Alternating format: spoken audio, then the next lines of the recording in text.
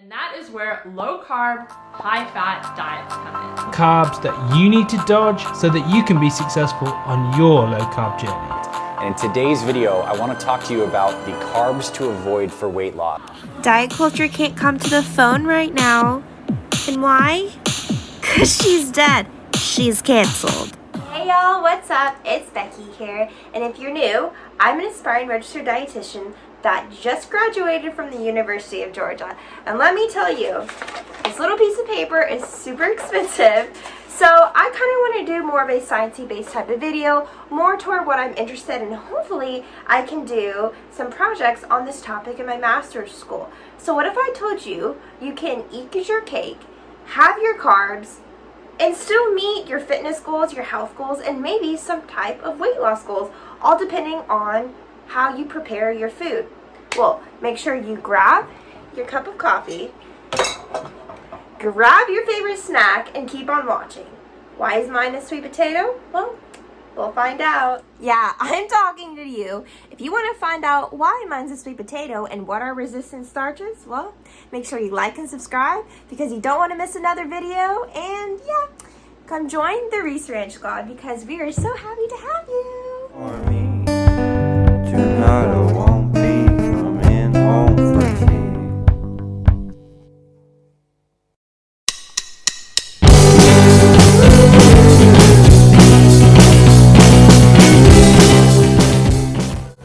It's never quiet on the Reese Ranch. Love, your future dietitian. Little disclaimer, I am not a registered dietitian yet, so I don't have the letters behind my name. So I just want to say, if you have any health reasons or health questions, please contact your healthcare provider and do your research.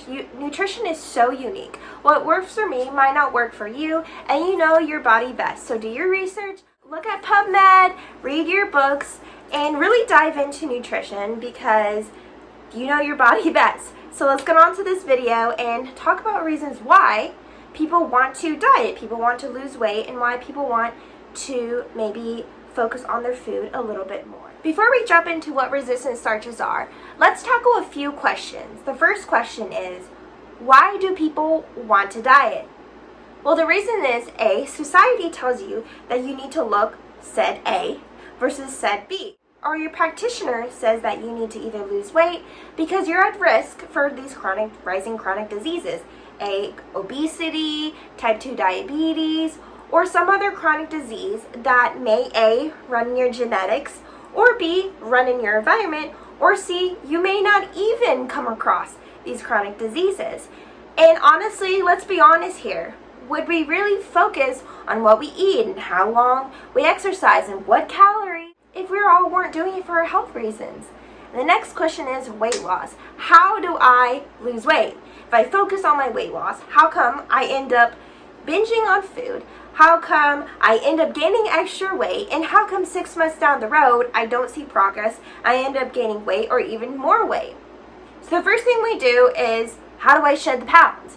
If I'm skinnier, if I'm lighter, if I hit a different lower number than I am on a scale, will I be healthier? And that's not necessarily always true.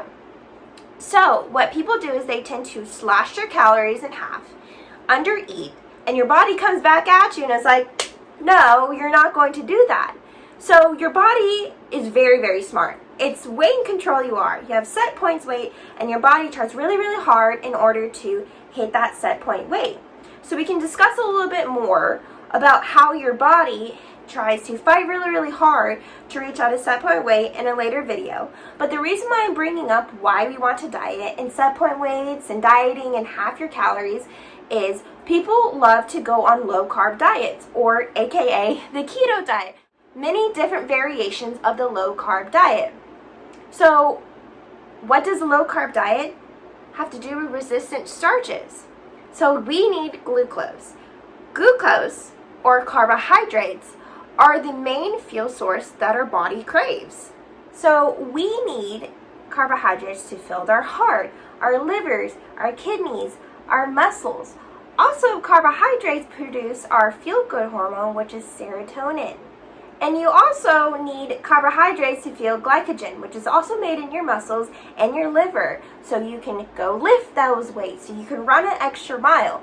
Our body utilizes carbohydrates in so many reasons.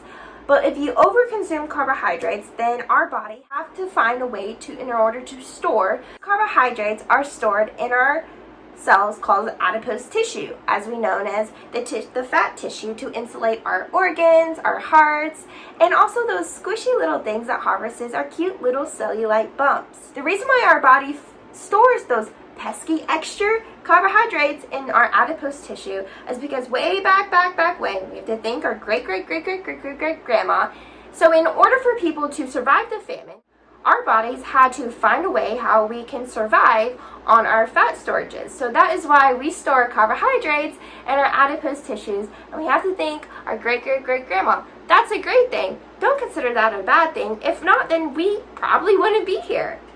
So what are we going to do? Cut out potatoes, our pastas, our sweet potatoes because we don't want the carbs because we want to watch our figure during the summer? But what if I told you you still can eat those things as much as you want to in order to fuel your workouts, to fuel your studies, just to honestly make you feel happy? But where I want to talk about is how we can prepare our foods differently in order to maybe slash half those calories, slash half of those carbohydrates, and eat more resistant starches so our body doesn't fully digest. Because if you don't fully digest a typical food, then our body isn't utilizing all the calories for energy. So let's compare Will Tennyson's favorite Boston cream donut versus whole grain pasta. Hypothetically, let's say they both are 100 calories each.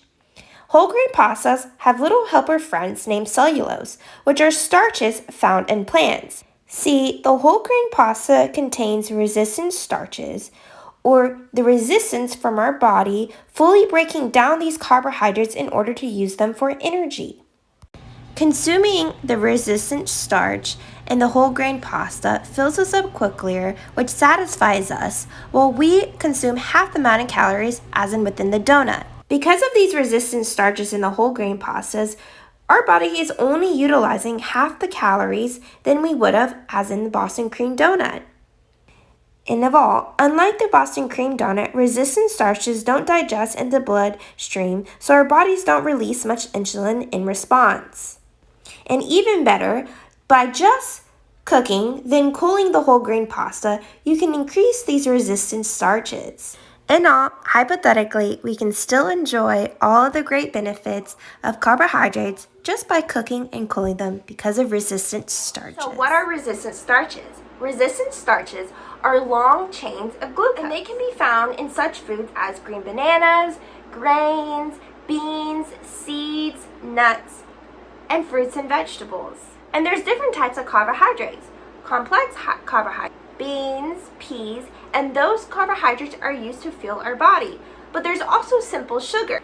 So our body quickly breaks down these simple sugars in order for us to use the energy, versus complex carbohydrates where it takes a little bit longer for our body to break down the carbohydrate in order for energy. That way, in a way, you stay fuller longer and it stays longer in your transit system. And so simple carbohydrates break down really quickly and go into our blood. When these carbohydrates break down, you see a rise in insulin or an insulin spike.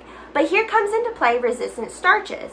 Our body has a harder time breaking down these resistant starches, so they don't necessarily get dissolved or absorbed into your bloodstream. So they go and they travel down your GI system and they resist those enzymes, those stomach acids, and all the mechanics of our body trying to break down these such foods in order for us to use the energy. So there's 3 types of resistant starches. There is RS1, which is found in nuts, seeds, beans, and legumes. And there's RS2, which is found in green bananas. But we're going to focus on RS3, where you heat your foods, then you let it cool, and the cooling action makes it so it builds up the resistant starches. But who wants to eat cold pasta? And that's where I want to come in and play devil's advocate. Let's look at some research studies, look at the benefits, look at the drawbacks, and see if these studies are A, true, B, if they're done in mice, how does it apply to humans? Because yes, humans might be genetically similar to mice, but we're not mice. And 3, is this sustainable? Can I do this every day? So let's look at some research studies and see what we can find. So we're on our handy dandy PubMed because it has such credible research studies. From the first one I see, the role of resistant starch in improving gut health, adiposity, and insulin resistance. So maybe we can find topics about obesity and the rise of type 2 diabetes. So the realization that low glycemic index diets were formulated using resistant starches, meaning that your insulin doesn't spike as high, led to more than a decade of research on health effects of resistance studies on the resistant starch in rodents as in mice, to allow for the province of isocaloric studies. Starches in rodents results in what appears to be a healthier gut, demonstrated by increased amounts of short-chain fatty acids and apparent positive change in microbiota. So, what do we learn from this? That resistant starches, can be beneficial to our microbiome, as in they can provide fuel for little good bacteria in our guts in order to break down carbohydrates or food to break it down more. It also says this appears to be approximately equivalent to the human fiber requirement. So let's look about it. Insoluble fibers. Our body can't necessarily break down insoluble fibers, so insoluble fibers and resistant starches have similar effects. It keeps us fuller longer, it stays in the transit time longer, meaning it takes longer for our body to digest our food and to get rid of the waste. And B, that we can't necessarily digest the foods.